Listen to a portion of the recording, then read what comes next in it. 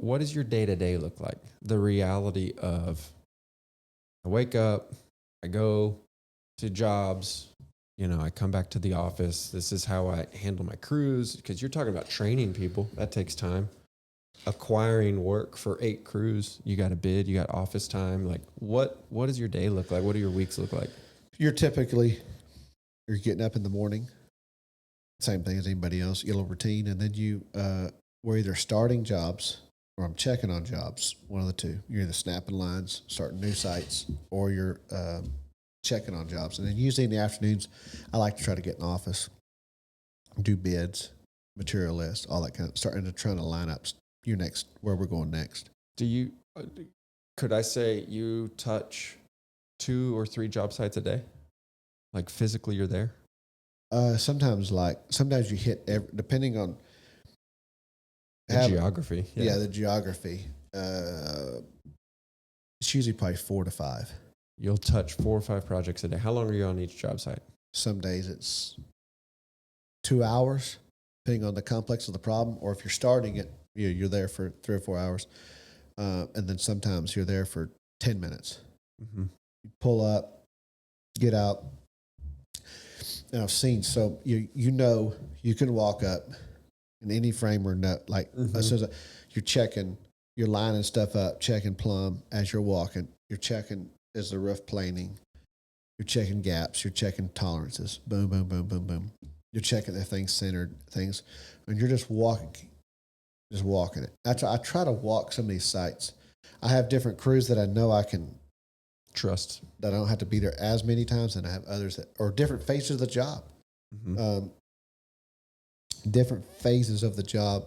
I can only show up for 10 minutes, and other times, like as a cornice crew is starting, sometimes I'm there for an hour, hour and a half while I line out, make sure they've got all the details, make sure they've got all the info, all the intel of what's going to happen.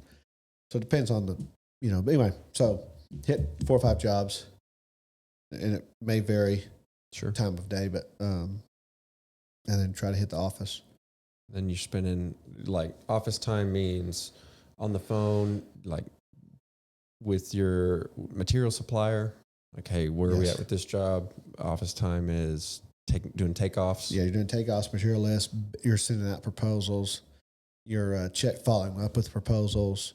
You're trying to scheduling. Okay, hey, where are we going next? What's going on next? And how many? So you went to 5 jobs and you have a 90-mile radius. So sometimes you're 5 hours in the field, and then how many hours are you? Depends. Some days I'm here till 6. Some days I'm here till 8. Some days I'm out of here by 4. Just depends. But normally it's till at least 4 to 5, but sometimes it goes 6, right, or 8, depending on if you're not able to get in the office much, your proposals and all that stuff will back up. Well, then everybody. And then you start losing jobs. Yeah, my GCs, they need these proposals to present to their customers accurate bids. So I've got to get this stuff done. So if I'm not careful, I become a bottleneck for my GC, and that's the last thing I want to be. I want to be the fastest one. I want to be returning my proposals as fast as possible. Because the faster they can return their proposal to their customer, the chances of myself and my GC win a job go up dramatically. So one thing, this is presented by Southern Oak Custom Homes. We talk about a better build experience. When I came to work for you, and it was from, again, like my experience with you as a homeowner hiring you as a framer, you made that very clear, and it's kind of cool. I was living it, and then you put words to it, and you're like, look, I was an expensive frame bid, but you've had a great experience. Like, I provide an experience, and here you are describing, like, if you're a GC and you want a framer, like, I'm going to provide you a great experience. Like, I'm going to take off some hurdles. I'm going to take off some friction. Yeah, you want to take, if you're a subcontractor and you're wanting to take it to another level, my I believe that you should be taking as much as you can off your GC's plate and making it make it super easy to do business with you through your billing, communication, that you're on time, that you're going to finish on time, or within margins of error of, it's construction. Yeah. Certain guys won't show up, weather, all the dramas that go with it, but you're within those margins of error of on time starting, on time completing. And if you're not, and not a pain to deal with, and you're computing, you're not a butthole.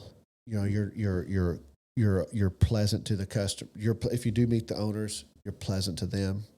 You're not foul mouthing in front of them. Get your guys not that respectful to their families, and so you're just making it where doing business with you is super easy and frictionless. That's the key.